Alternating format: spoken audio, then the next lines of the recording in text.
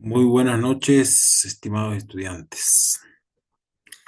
Bueno, aprovechando de que hay luz, no estoy seguro de que podamos seguir, avanzar en algún momento por si se va la luz, porque, bueno, el corte viene como a las 9 de la noche.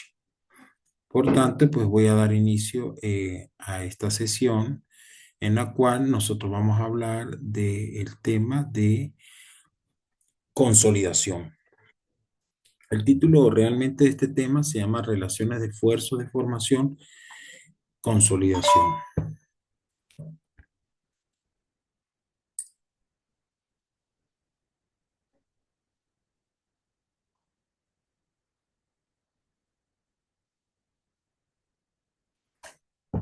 Bueno, este es realmente uno de los últimos temas que veremos en esta materia.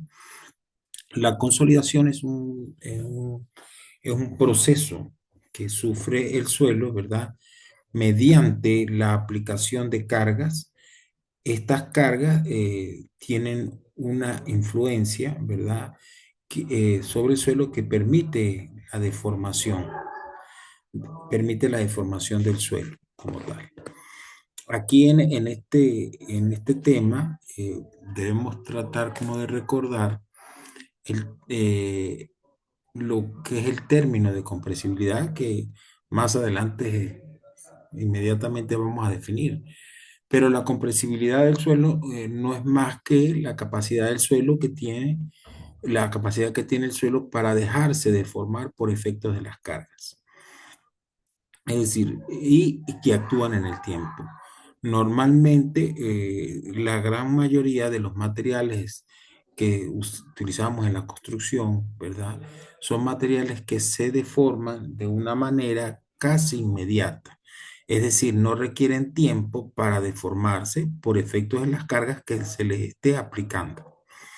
Por tanto, hay una gran diferencia en los suelos como tal porque los suelos como es un medio poroso que tiene agua y que tiene aire, su salida, su salida no inmediata por efectos de las cargas, eh, no se producen inmediatamente, sino que tardan tiempo. Entonces, ese término de compresibilidad ya nosotros lo hemos visto cuando nosotros clasificábamos los materiales y utilizamos la carta de plasticidad. Nosotros vemos que los suelos que tienen límite líquido mayor de 50 son suelos de alta compresibilidad. Y los suelos con límite líquido menor de 50 son de baja compresibilidad, 50 límite líquido. Es decir, esto allí ya en la clasificación para nosotros es un indicativo de saber cuáles son los suelos que se producen más deformación respecto a otros de acuerdo a su clasificación. Entonces, es notorio que nosotros tenemos que poner mucho cuidado con los suelos que tienen límite líquido mayor de 50 porque estos suelos tienen alta compresibilidad y la alta compresibilidad se refleja o de alguna manera la vamos a ver o la vamos a calcular de acuerdo a los asentamientos que tenga el suelo. Es decir, un suelo de alta compresibilidad debe tener altos valores de formación que se traducen en asentamientos del suelo por efecto de las cargas, y los suelos de baja compresibilidad son suelos que son menos deformables y que producen menos asentamientos respecto a las cargas como tal. Así acá dice que el término de compresibilidad, la propiedad que presenta un suelo para reducir su tamaño ante la aplicación de una fuerza denominada compresión. Pero yo le añadiría el tiempo, ¿verdad? Porque esto se produce en el tiempo. Cuando a un suelo se le aplica una fuerza con el fin de disminuir su tamaño, en realidad lo que se reduce son los espacios vacíos por reacomodo de sus partículas. La compresión de las partículas sólidas y el agua es prácticamente insignificante. ¿A qué se refiere eso? Los suelos, lo que se pueden llegar a comprimir es muy poco y el agua es incompresible realmente, ¿verdad? Funciona como un gato hidráulico cerrado sin liberación de la presión de poro, o sea, sin la presión en el aceite, ¿verdad? Que eso se traduce realmente en una presión de poro, solo que lo que existe de aceite, si no tiene salida, eso no se puede comprimir. Pero una vez que tenga salida, ya el suelo se puede comprimir por desalojo de agua, más no el agua es compresible como tal. Entonces, por eso dice que esa compresión es insignificante. Si se trata de suelos saturados, la compresión producida es debida enteramente a la expulsión del agua a expulsión del agua de los vacíos. Como el agua fluye lentamente, resulta un proceso diferido en el tiempo. Entonces, es decir, el agua tarda un tiempo para salir del medio poroso. Una vez que él va saliendo, él va desocupando un espacio vacío que va reuniendo las partículas unas con otras y se producen los procesos de asentamiento o disminución volumétrica. Para un suelo parcialmente saturado, la compresión del aire en los vacíos puede permitir apreciable compresión de la masa del suelo o producirse un reacomodo casi instantáneo por expulsión de aire, que toma poco tiempo para su desalojo. Bueno, hablamos de que esto entraría aquí, vamos a ver más adelante los términos de lo que se llama consolidación primaria, secundaria e instantánea. Los suelos que tienen mucho aire, por ejemplo, como los suelos granulares, que pudieran llegar a tener mucho aire, esos suelos tienen digamos, una consolidación prácticamente inmediata. El reacomodo y el desalojo del agua, perdón, del aire, es casi inmediato, ¿verdad? Ahora bien, dice, para los suelos no cohesivos, tales como la arena, la grava, se comprimen en tiempos relativamente cortos. Una vez aplicada la carga, los asentamientos se generan en estos materiales que se generan en estos materiales ocurre durante el proceso constructivo de la estructura. Es decir, el desalojo prácticamente es inmediato, colocando la carga y el suelo asentándose. Pero la realidad es que el suelo normalmente no está seco, el suelo tiene agua, pero estos suelos, lo que les estaba explicando anteriormente, tienen, es decir, una consolidación que se puede decir como instantánea. Ahora, los sedimentos que poseen un alto contenido de mineral arcilloso presentan una muy alta compresibilidad. El proceso de compresión es lento, ¿verdad? Es lento debido a la baja permeabilidad de los mismos, ya que en este caso, el agua requiere tiempo para efectuar el desalojo de los espacios vacíos en estos materiales. Bueno, les recuerdo que les quería aclarar que estas diapositivas no son mías, las tomé de la internet y las revisé y me parecieron que estaban como muy frescas para hablar sobre lo que es los términos de consolidación. Bueno, es decir, un suelo tiene una cierta permeabilidad. Los suelos arcillosos tienen una permeabilidad muy baja, pero si ellos se consolidan por efecto de las cargas, es decir, pierden, digamos, esos vacíos, pues las partículas se reajustan más y por tanto el suelo cada vez es más impermeable y por tanto el movimiento del agua dentro del medio poroso se vuelve difícil para salir. Entonces, ese tiempo que tarde en salir el vacío, en este caso agua, hacia la superficie o al lugar donde vaya a drenar, pues eso tardará un tiempo, ¿verdad? Un tiempo para poder hacerlo, que es mucho mayor que el de los suelos granulares. Ahora, si nosotros vamos a un ensayo de consolidación, como se los coloqué en la plataforma Saya, para que vieran lo que es una consolidación. A ver, vamos a buscar una que podemos usar para, para estudiar la consolidación de los suelos. Fíjense que nosotros allí tenemos un esquema donde esto es una cámara, ¿verdad? Que tiene dentro de capturado completamente. Y fíjense, aquí está lo que se ve en amarillo es un suelo, ¿verdad? Que se ha utilizado para hacer el ensayo de compactación y tiene acá dos piedras porosas, una en la parte de abajo, una en la parte de arriba.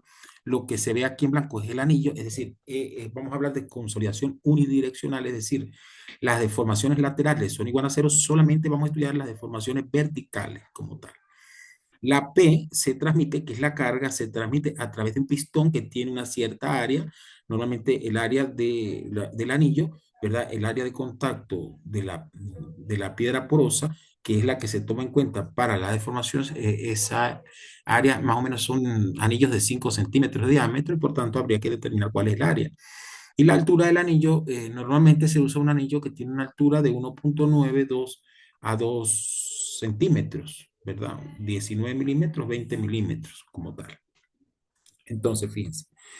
Esto que aparece acá, las piedras porosas, tanto en la parte de abajo como en la parte de arriba, hay, digamos, una elección que tiene que indicar el ingeniero que va a mandar a un laboratorio a hacer un ensayo de consolidación. Debe indicar al técnico si el drenaje que se va a utilizar es por una cara o por dos caras.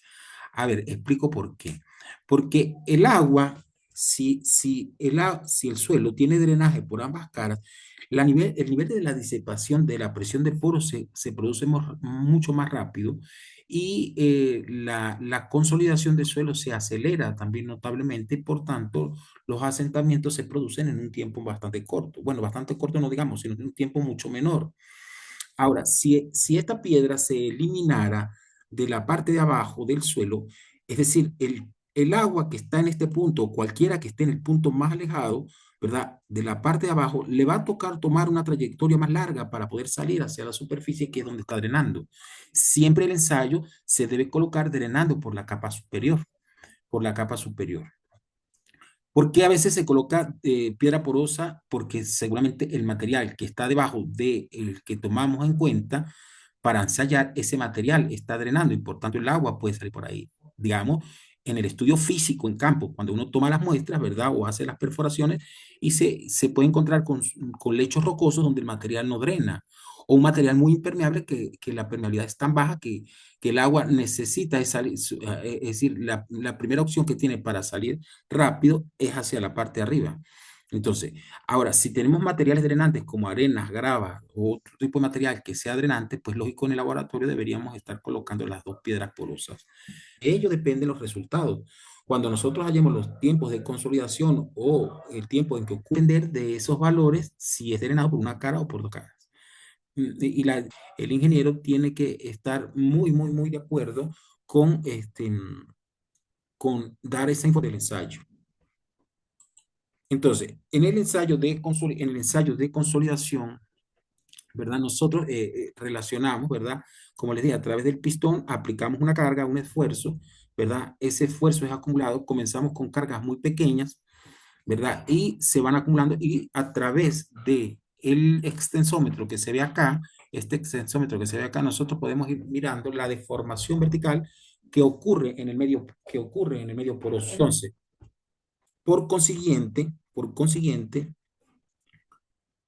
nosotros graficamos, ¿verdad? Las cargas que se van acumulando. ¿Cómo se colocan esas cargas? Por ejemplo, un día coloqué 10 kilos sobre la muestra, o sea, 10 kilos entre el área, los 10 kilos que tenía más lo que le voy a colocar de nuevo. ¿Por qué se colocan las cargas acumuladas? Porque resulta que durante el proceso de construcción nadie quita las fundaciones para poner las vigas de riostra, ¿no? Las vigas de riostra, las fundaciones comienzan a precargar el suelo, luego la viga de riostra y al final se construye toda la estructura sobre el suelo y esto hace que el suelo se vaya deformando progresivamente sin quitar la carga. Entonces, eso se hace de esa manera. Entonces, si nosotros vemos, ¿verdad? Vamos deformando el suelo va perdiendo, ¿verdad? Altura, va perdiendo altura hasta llegar a un momento en que si nosotros en laboratorio se puede producir esto, ¿verdad? Cargar y descargar. Normalmente, como les decía, nosotros nos quitamos las fundaciones para hacer vigas de riostro, ¿no? Siempre se va cargando progresivamente, o sea, las cargas van aumentando. Las cargas van aumentando. Ahora, en el laboratorio nosotros podemos observar el proceso de descarga, ¿verdad? Es decir, lo que sí cargamos en el laboratorio podemos irlo descargando progresivamente y midiendo las recuperaciones que tiene el suelo. Es decir, el suelo tiene una deformación elástica como tal, pero él no se va a recuperar como si fuera una esponja, ¿verdad? Este, como si fuera una esponja, él no se va a recuperar, él se deforma, se recupera a una cierta proporción. Entonces, el material se puede decir que hay una deformación permanente, ¿verdad? Es decir, la que no se va a recuperar y la deformación elástica sería lo que se recupera. Luego nosotros podemos volver a cargar el suelo, ¿verdad? Con esas cargas que se colocan y cargas mucho mayores que permitan pasar por el último punto de esfuerzo que se había colocado anteriormente, como tal. Entonces, esa es una forma de realizar el ensayo como tal. Entonces, fíjese, aquí vemos un consolidómetro, ¿verdad? Esto que está acá es el portador de cargas, aquí están las cámaras, aquí hay dos consolidómetros, hay una cámara donde está el suelo, esto que estoy marcando acá es el pistón de carga del suelo. Normalmente estos consolidómetros tienen una relación de palanca de 1 a 10, por tanto, si yo coloco 1 kilo sobre el portapesa, pues por la relación de palanca se estarían produciendo 10 kilos. Si coloco una carga de 10 kilos, se estarían produciendo 100 kilos sobre el suelo, es decir, sobre el área. Si lo divido entre el área, pues eso me da el esfuerzo normal.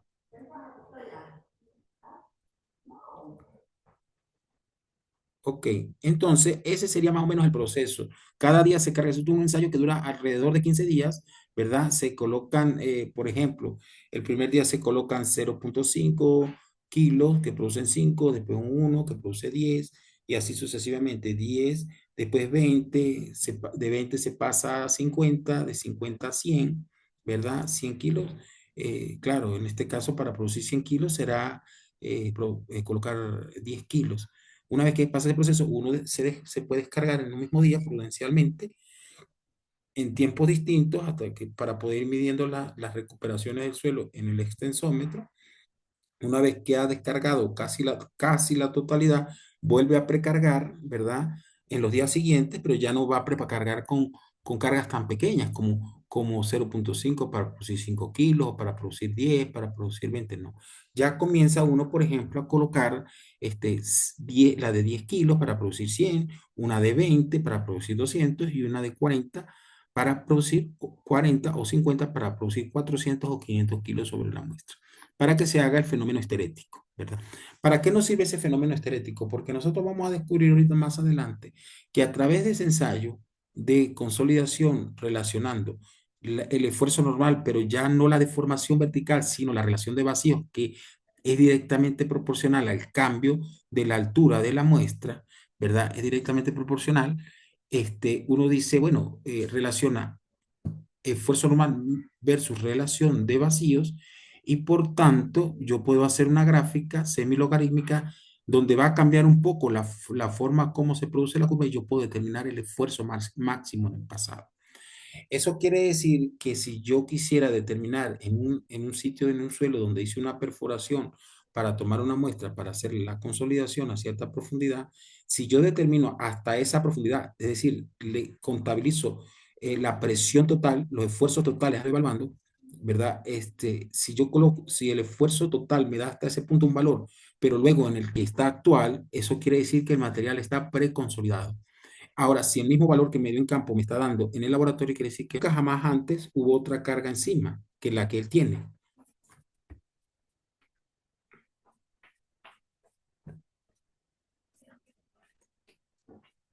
Bueno, por tanto, si les quisiera explicar algo sobre lo que es una preconsolidación, es decir, vemos, si ustedes, digamos, nos reuniéramos y fuéramos hasta donde estaban las Torres Gemelas ahora no están.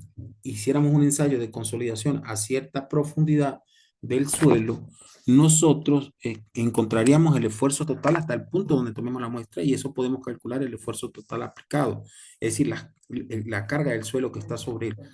Pero cuando hagamos ese ensayo en el laboratorio y determinamos el esfuerzo máximo en el pasado, eso me van a dar unas cargas enormes, ¿verdad? Porque, es decir, hay una deformación permanente que el suelo la va a recordar como tal.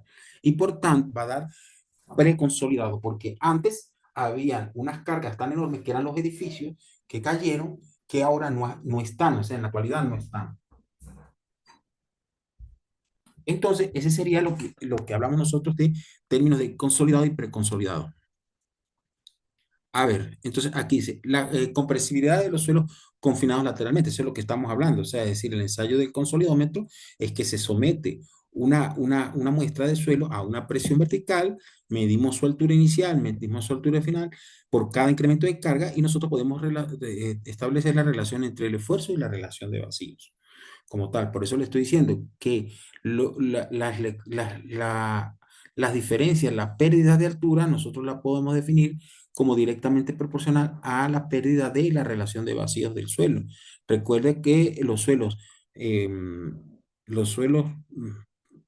eh, ¿cómo se dice? Los suelos saturados, ¿verdad? Su relación de vacío es completamente agua, es decir, que todos los espacios están llenos de agua. Y los suelos que no están saturados, por ejemplo, los suelos húmedos, ¿verdad? O parcialmente saturados, son los suelos que tienen dentro de su componente aire. La relación de vacío está compuesta por agua y aire, como tal. Que nosotros, para un suelo, ¿verdad? Decimos que el suelo, pues, pero estos vacíos pueden ser de aire y pueden ser agua. Ahora bien, cuando nosotros hacemos el ensayo de consolidación, asumimos que el suelo está completamente la muestra y por tanto vamos a decir que en el caso del laboratorio del ensayo de consolidación, el suelo está completamente saturado. Eso significa que el suelo, los vacíos están completamente llenos de agua. Es decir, la relación de vacíos la constituye el agua. Entonces, fíjense, si tomamos como una muestra, ¿verdad? Que se sometió a una carga, con un incremento de carga, un delta P, ¿verdad? Nosotros normalmente le llamamos delta P. Es decir, el suelo inicialmente tiene sólido y tiene vacío. Tiene una altura inicial para el ensayo de laboratorio del suelo. La altura es la altura del anillo. En este caso, el anillo con el que cuenta la universidad del equipo tiene un anillo que tiene una altura de 1,9 centímetros, o sea, 19 milímetros. Si hay carga, lo primero que se va a reducir, pues, es el vacío, los vacíos, tanto de agua como de aire, en este caso de aire, porque los sólidos no se van a reducir. Recuerden que al inicio de la clase dijimos que el suelo es incompresible y que el agua también, pero si el agua desaloja, ¿verdad? El suelo pierde los vacíos. Entonces, si decimos, relacionamos que la relación de vacíos es volumen de vacíos iniciales entre el volumen del sólido. Ahora, si eso es directamente proporcional, decimos que la altura de vacíos inicial, ¿verdad? Dividido entre la altura del sólido. Y cambiando el esquema, cuando el suelo ya disminuye de volumen, decimos que la relación de vacío final, pues sería la altura de vacíos finales, ¿verdad? Dividido igual entre la altura del sólido, porque el sólido no cambia de altura, ¿verdad? El sólido no cambia de altura. Relación de vacío inicial y relación de vacío final, pues nosotros tenemos un delta E que consiste en restar la relación de vacío inicial menos la relación de vacío final. Es decir, delta E sería la pérdida parcial, ¿verdad?, de relación de vacíos por cada incremento de carga. Entonces, si utilizamos las ecuaciones anteriores, que esta relación de vacío final entre la altura del sólido, pues aquí le faltaría como la B, pero digamos que es la altura de vacío finales dividido entre la altura del sólido, pues esto sería delta H, que sería la pérdida de altura, dividida entre HS. Por eso es que estamos hablando que es directamente proporcional. Vamos a sumar, ¿verdad? Agarramos esta ecuación que está acá. La relación de vacíos inicial, ¿verdad? Es la altura de vacíos iniciales entre a este término le sumamos 1 y luego al término del lado de la igualdad, posterior a la igualdad le sumamos 1, pues no estaríamos haciendo ningún cambio realmente, ¿verdad? No estaríamos haciendo ningún cambio en la ecuación, es decir, si yo quisiera resolver la ecuación, 1 menos 1 igual a 0, es decir, no le estamos haciendo ningún daño a la ecuación. Por tanto, nosotros igualando, ¿verdad? Si decimos, a ver, acá, ¿verdad? Altura inicial por 1 y la altura del sólido por 1, pues entonces aquí tendríamos altura de vacíos iniciales, ¿verdad? Más la altura del sólido ¿verdad? Esto me queda la altura de vacío del sólido, más altura del sólido, eso me va a dar la altura inicial de la muestra, ¿sí? Fíjense aquí, a ver si lo podemos copiar aquí. 1 más E0 va a ser igual a altura de vacíos iniciales más HS por 1 me da más HS altura de sólido por 1, pues todo lo divido entre la altura del sólido,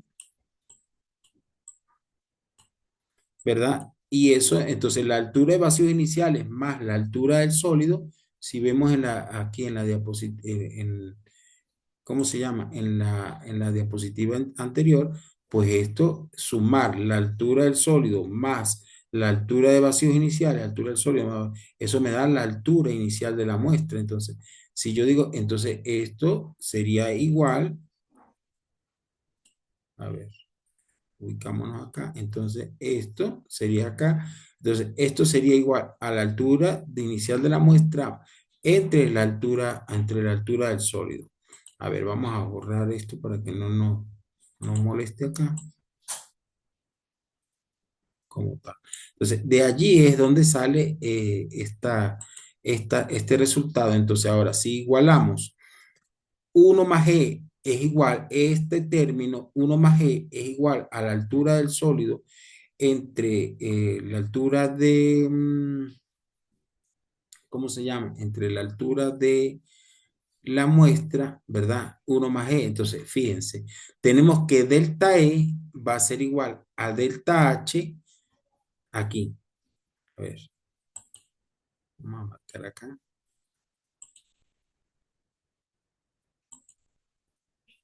Delta E va a ser igual a delta H sobre HS. Entonces, si de esta ecuación nosotros despejamos HS, de esta ecuación que quedó, que 1 más la relación de vacíos es igual a la altura inicial de la muestra, ¿verdad? Pues entonces, de acá, si despejamos HS, entonces HS nos quedaría como, ¿verdad? Igual a H0 entre 1 más E sub 0, más E sub 0. Entonces ya tenemos que HS, entonces al incorporar en delta E, que es igual a delta H más H0, entonces encontramos esta ecuación que está acá. A ver, vamos a borrar, esto va a quedar igual en la grabación, pero vamos a borrar acá para poder avanzar. Entonces, si colocamos eso acá, pues al final nos va a resultar esta ecuación. Asumiendo una con la otra, despejamos delta H, ¿verdad? Y entonces nos queda delta E sobre 1 más E sub 0 por la altura inicial de la muestra. Entonces, esta ecuación es una ecuación fundamental de la ecuación de asentamiento unidimensional. Dice acá, esta expresión representa el asentamiento de una muestra de suelo confinado lateralmente bajo la acción de una carga vertical. Ahora bien, esta ecuación nos va a servir a nosotros, ¿para qué? Para nosotros poder despejar también delta E y buscar delta H, ¿verdad? Y buscar relación de vacío inicial como valores encontrados en el laboratorio. H sub 0 es un valor que se encuentra en el laboratorio porque es la altura de la muestra. Delta H consiste en la diferencia en el extensómetro de lectura inicial menos lectura final. Y la relación de vacíos es la que nosotros podemos calcular por medio de datos. Si nos dieron la densidad del suelo, nos dieron la saturación que tiene el suelo, nos dieron el peso específico del suelo, entonces nosotros podemos determinar la relación de vacíos inicial.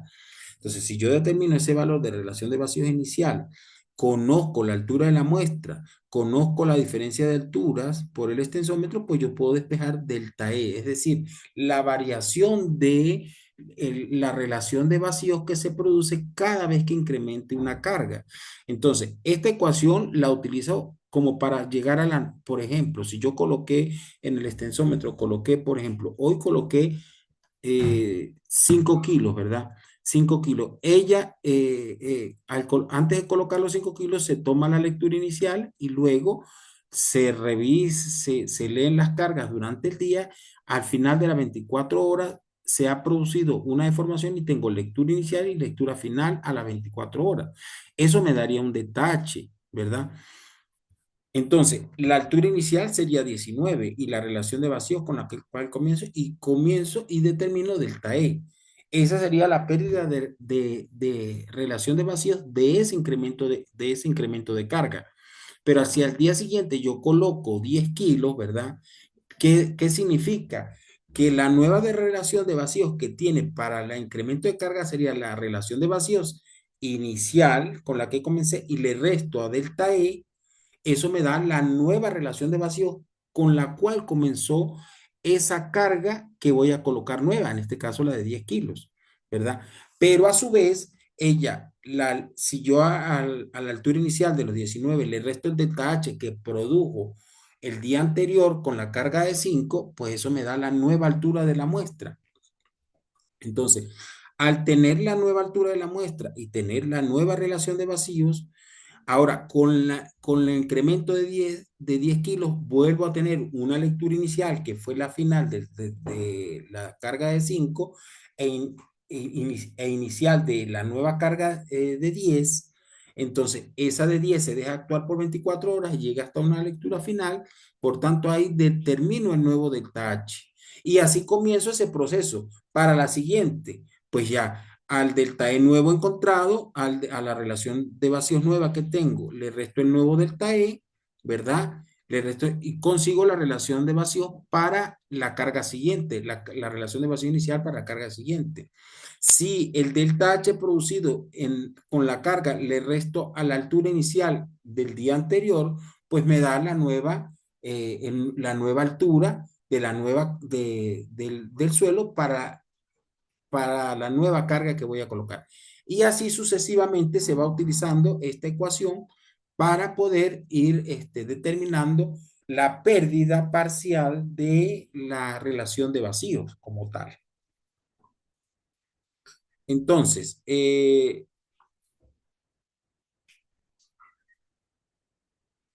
aquí dice, bueno, relaciones de esfuerzo de formación. Al efectuar el análisis de un material sometido a un esfuerzo por compresión, puede construirse la llamada curva de compresibilidad que relaciona dicho esfuerzo con la relación de vacío. La curva puede construirse en escala logarítmica o semilogarítmica, ¿verdad? Entonces, aquí está la escala, aquí está escala natural, ¿verdad? Que se produce así de esta forma, que lo expliqué anteriormente, solo que aquí la expliqué con la deformación, pero fíjense que como es directamente proporcional, entonces la relación de vacío, graficando los valores encontrados parciales en la disminución de la relación de vacíos, me va a dar una curva como la cual que nosotros vimos. Pero para efectos de estudio, por ejemplo, para determinar el esfuerzo máximo en el pasado, tenemos esta curva acá. Fíjense que a cambiar de escala natural y escala logarítmica, se produce una curvatura contraria a la anterior en la escala natural. Por tanto, por allí nosotros podemos determinar el esfuerzo máximo en el pasado. A ver, yo voy a colocar esta diapositiva un poco más grande, el puntero, ¿verdad? Les voy a enseñar acá cómo determinaríamos nosotros el esfuerzo máximo en el pasado, ¿verdad? A través de, a ver,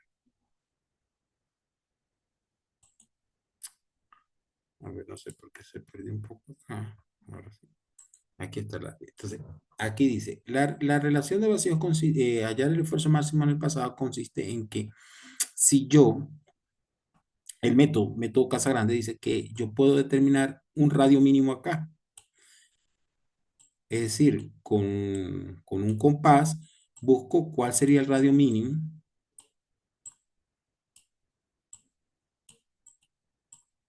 el radio mínimo acá. Dice, trace en ese radio mínimo una horizontal. Vamos a ver cómo me queda acá. Trazo una... Au, au, au. A ver, voy a borrar. Aquí el pulso no me ayuda. Pero debo trazar con una regla, ¿verdad? Con una regla. No sé si se podrá lanzar acá opciones. A ver, creo que no.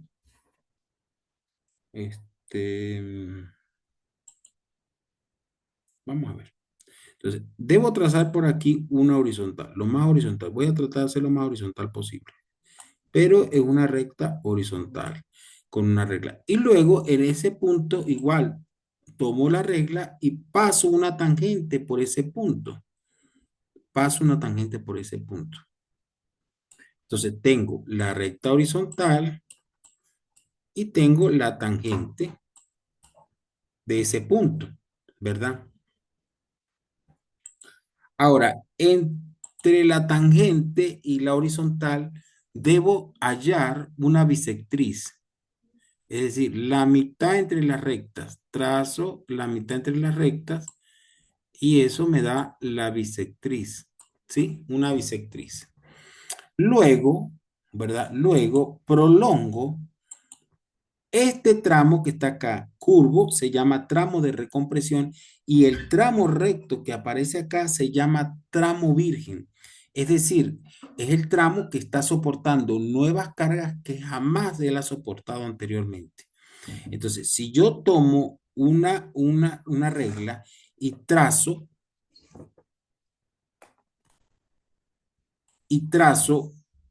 me voy por la misma recta, con la regla, cuando se desvíe, ella, es decir, va a pasar tangencialmente y fíjense que va a cortar aquí, donde está entre el rojo y el amarillo va a cortar. Cuando corte, en ese punto yo me bajo con una regla hasta la escala logarítmica donde está el esfuerzo y aquí voy a encontrar el esfuerzo máximo en el pasado. Entonces digo que esto es sigma máximo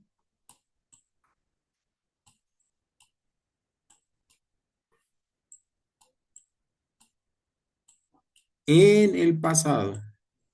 Y este, señor, es el que yo les estoy diciendo a ustedes que tenemos que comparar con un perfil real, es decir, con el que encontramos. Si yo tengo un perfil de suelo, ¿verdad? Un perfil del suelo y he tomado, ¿verdad? Una muestra de suelo acá para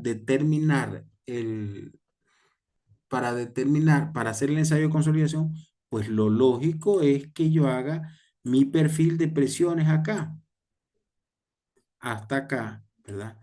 Esto sería mi perfil total. Este sería el sigma actual. El sigma actual. Entonces, si yo comparo este sigma actual con este, si este máximo en el pasado me da mayor que este, quiere decir que esto antes estaba precargado, antes con una carga que en la actualidad no aparece. Ese es el ejemplo que le estoy dando con las torres gemelas que no aparece. Ahora, si ustedes, esto normalmente, esta horizontal aquí le llaman delta P. Delta P. No, miento. Corremos porque delta P es cuando coloco una sobrecarga. No. A ver. Ya vamos a repetir acá.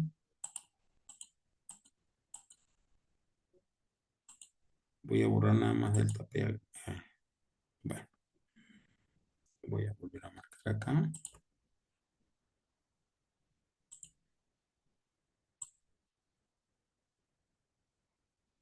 Ok, esto es de los diagramas que nosotros aprendemos a hacer. Entonces, si este esfuerzo total actual da igual que el máximo en el pasado, eso quiere decir que antes no hubo nada acá sobre este suelo, como es lo que, o sea, es lo contrario a que están las Torres Gemelas, o sea, nunca ha habido nada. Pero si este esfuerzo máximo en el pasado da mayor que este, quiere decir que antes las Torres Gemelas estaban acá, pero como se destruyeron, Entonces, por tanto, ahora esto no está, ¿verdad? Es decir, no está, pero el suelo lo recuerda a través de este ensayo. Eso es lo bueno de la consolidación, que tiene una memoria bastante buena como tal. A ver, vamos a borrar acá. Vamos a borrar todo esto va a quedar grabado igual para que ustedes lo estudien para el examen de la próxima semana.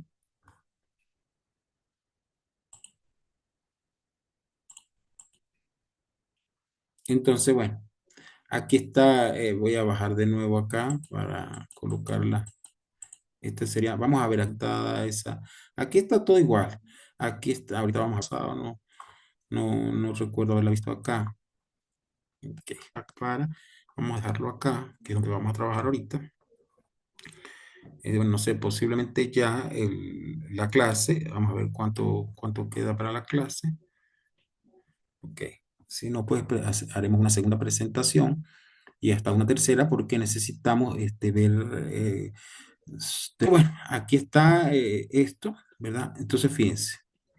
Hay otros factores muy importantes que sirven para los cálculos de asentamiento que ustedes determinarán una vez que vean la materia de fundaciones ya previa para, mecánica, pero para fundaciones como tal. Entonces dice acá, para dos puntos cualquiera de la curva en escala aritmética, es decir, escala natural, ¿verdad? En la rama de compresión, ¿cuál es la rama de compresión? Esta es la rama de compresión, esta que está acá, la virgen. Y esta es de recompresión. Esta es de compresión y esta es recompresión. Entonces aquí nos dice, para la rama de compresión, ¿verdad? Es decir, que aseguremos que está en nuevas cargas que está soportando. Si nosotros tomamos, fíjese, en el libro del profesor Castelletti, está de esta manera, ¿ves? Aquí está, tomamos de la curva en escala natural, eso nos va a dar una diferencia también de relación de vacíos. Entonces, si lo llevamos acá, fíjese, delta E, que sería la diferencia entre E1 menos E2, y delta sigma, ¿verdad? Sería la diferencia entre sigma 1 y sigma 2.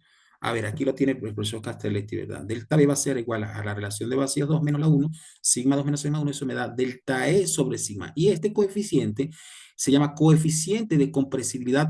También es llamado factor de compresibilidad volumétrica.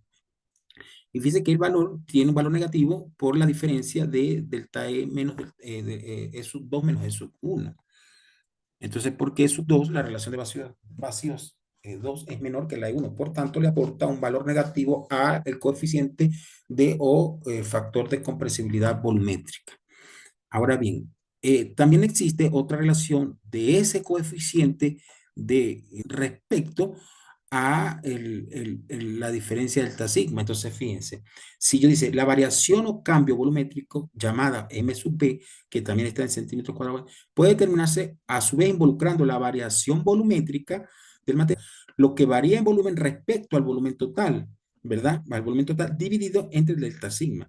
Pero fíjense que la variación volumétrica, ¿verdad? Del volumen total se llama A sub B.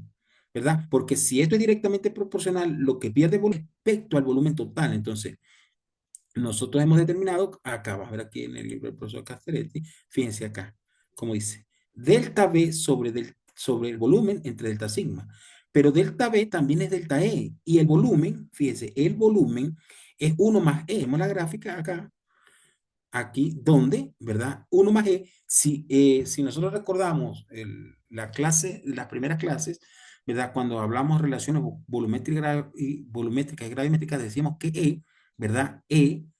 Perdón, sólido más, el sólido lo tomamos como el valor unidad a E. Entonces, fíjense, si yo digo acá, vamos a marcar aquí para recordar que esto, el volumen de sólido es igual a 1 y eso corresponde desde aquí hasta aquí.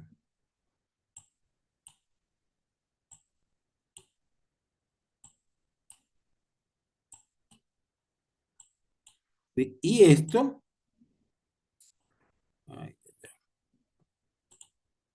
esto, desde aquí hasta aquí corresponde a al valor E. Por eso, E más uno es la altura de la muestra. Entonces, fíjese, aquí en el libro del profesor Castelletti, ¿verdad? Que está acá, ¿verdad? Fíjese que uno más E es el volumen total de la muestra, también es la altura de la muestra, proporcional. Entonces, uno más E se convierte entre, se convierte entre delta E y, fíjese, delta E entre uno más E entre delta sigma, ¿verdad? Entonces yo digo, bueno, paso el delta sigma para arriba y no le hago daño a la ecuación. Entonces delta E sobre delta sigma se convierte en el factor de compresibilidad volumétrica dividido entre uno más E. Es por eso que aquí, ¿verdad? Termina siendo que la variación o cambio volumétrico del suelo, que es MB, sería el coeficiente de compresibilidad volumétrica dividido entre uno más la relación de vacíos. Entonces, eso es un valor que es importante, que ya ustedes lo manejarán en los ejercicios para determinar asentamientos del suelo, ¿verdad? En fundaciones. Ahora dice, si ahora son considerados los puntos cualquiera de las ramas de recompresión y compresión en la figura de escala semilogarítmica, pueden ser definidos algunos índices como razonables en el esfuerzo, como son el coeficiente de recompresión, el coeficiente de compresión y uno que vamos a ver ahorita en el libro de proceso de expansión como tal. Aquí dice, ¿ve? Coeficiente de recompresión, coeficiente de compresión y coeficiente el valor del índice de expansión, ¿verdad? A ver, aquí está. Ya tomando escala semilogarítmica, escala natural, perdón, escala logarítmica, escala natural, ¿verdad? Para que reporte el suelo, perdón, la gráfica, vemos cómo, si tomamos, ¿verdad? En esta rama, que sería la rama de recompresión, tomamos dos puntos que corresponden, dos puntos para esfuerzo normal y dos puntos con relación de vacío. Acá, que debería más recto, que se llama el tramo virgen, el tramo recto, tomo dos puntos del tramo recto, también tiene una diferencia de delta sigma y una diferencia de delta i. La división de ellos, que sería la tangente, me daría los coeficientes. Y acá, exactamente, en la recuperación, ese como el índice de expansión del suelo, que sería importante revisarlo para una diferencia de delta sigma. Y esto, al hacer esas ecuaciones, ¿verdad? Fíjense, y sigma 2 menos sigma 1, pero como esto está en escala de 2 menos logaritmo de 1, va a ser 10 de sigma 2 entre sigma 1. Y cada uno es igual de la gráfica, es distinta como tal, una para recompresión. Entonces, a ver, acá tenemos que hablar sobre lo que es la tipo de consolidación. Dice que la consolidación es el proceso que simplifica la disminución del volumen de la masa del suelo con respecto al tiempo y al estado de carga. Pueden distinguir en tres procesos. A ver acá. Hola. Ok. Entonces dice, consolidación instantánea, que dice que ocurre en el suelo no saturado, manifestando una disminución rápida del volumen por expulsión de aire. Esa es la que yo le estaba diciendo, que es una consolidación instantánea que se produce una vez que se van colocando las cargas, pero no se produce en el 100% total, sino entre el 80 y 90% de su consolidación es instantánea, es decir, la expulsión inmediata del volumen de aire. Ahora luego viene la consolidación primaria, que dice que es un proceso hidrodinámico que significa disipación del exceso de presión sobre el hidrostático. Es decir, es la disipación de la presión de poro que hablábamos cuando hacíamos los diagramas de esfuerzos, ¿verdad? Y la transferencia al esfuerzo efectivo, ¿verdad? La expulsión de agua y el reacomodo de partículas del suelo a posiciones más estables producen disminución de volumen y por tanto el asentamiento más significativo del proceso de consolidación de la masa del suelo. Es decir, eso es este tipo de consolidación también tarda un tiempo dentro del suelo. Y la secundaria, que es la que tiene mayor grado de ejecución respecto al tiempo, dice que consiste en un proceso de mayor y mejor reacomodo de partículas del suelo a posiciones más estables y significa la movilidad de agua altamente viscosa. Proceso diferido en mayor grado con respecto al tiempo. Pero fíjese que lo que estoy diciendo aquí, altamente viscosa, o sea, lo que estamos nombrando altamente viscosa, pues el agua tiene la misma viscosidad, pero si el agua está pasando por un medio poroso muy pequeño, para ese medio poroso representa un líquido de alta viscosidad para poder avanzar en el medio poroso. Entonces, de aquí en adelante, ¿verdad? Yo creo que el proceso de explicación es un poco más difícil de entender, o sea, debido al tiempo que hay para explicar, porque ya pues el corte termina la próxima semana y nosotros debemos evaluar consolidación y corte directo, que ya les pondré la clase para que la estudien de esta clase, no les voy a poner ejercicios como tal en medio del examen, sino que les voy a hacer preguntas teóricas y además sobre lo que fue la deducción de las ecuaciones, que las fui deduciendo ahí entre palabras y marcas para que vieran cómo se deducía. Entonces, eso sería importante. Entonces, dos cosas muy importantes para hacer el análisis de diagramas de esfuerzos. Recuerden que ese es un tema que se adicionó para poder explicar esto acá como tal.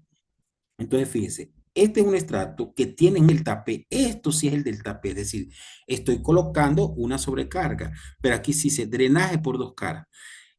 El esfuerzo efectivo, que es la altura la altura de la muestra, ¿verdad? Por el gamma SAT, ¿verdad? Cuando el suelo está completamente saturado, me produce este perfil de presiones, sería la presión total. Y este amarillo, eso sin la precarga, sin delta P, sin estas líneas que están aquí abajo, sin flechas. Y luego la diferencia de P menos U me da el esfuerzo efectivo. Pero fíjense ahora, cuando se coloca el delta P, ¿verdad? Pues por lógico, aquí la estamos colocando, entonces aumenta proporcionalmente durante la profundidad del estrato. Ahora, la disipación de la presión de poros, es decir, la salida del agua que está, dice drenaje por una cara, quiere decir que todo el agua que está aquí va a drenar es acepto para drenar. Entonces, la disipación de la presión de poro en los tiempos que aparecen ahí, fíjense cómo se disipa y esta conducta es curva como tal. Ahora, en el caso de un suelo drenado por dos caras, es decir, el agua tiene para subir hacia arriba y para drenar hacia abajo. La carga, el exceso de carga delta P cambia al igual que el caso anterior, ¿verdad? Sobrecarga, sobrecarga. Esto es la sobrecarga delta P. Pero en el caso de la drena hacia arriba y drena hacia abajo y por tanto la curva parece un semicírculo. Y cuando hago la diferencia, pues se aparece esta inversión del semicírculo, que es la resta de, ¿cómo se llama? Presión total menos la presión de poro U. Y estos que están acá son los casos en los que nosotros, las ecuaciones en que se convierten tanto para el suelo drenado por una cara como el suelo drenado por ambas caras. Las ecuaciones son idénticas, solo que la presión de la disipación de poro en los tiempos son valores distintos como tal. Entonces, a ver, de aquí en adelante, bueno, pueden leer, ¿verdad? Pueden leer a ver hasta dónde pueden entender. Pero el examen que corresponde para la próxima semana, que tiene un valor del 25%, ¿verdad? Sería hasta aquí, como preguntas muy particulares, muy precisas sobre lo que es la teoría de la consolidación unidireccional del suelo. Entonces, bueno, no sé cuánto queda acá, ¿verdad? Esta vez no me ha medido el tiempo, pero bueno, voy a plantear la otra clase para esta semana, ¿verdad? Lo que queda.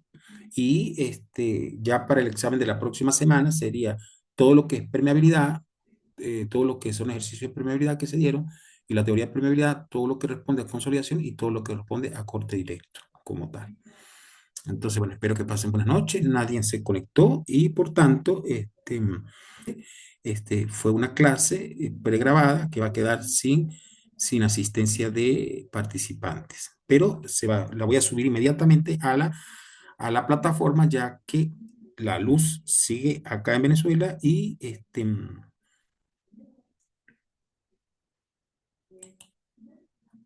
por tanto, y como ya vamos a terminar el semestre, sí, el semestre, pues entonces debo justificar esta clase si está asistente o no está asistente. Y ya para la próxima semana, pues irles montando el examen para colocarlo.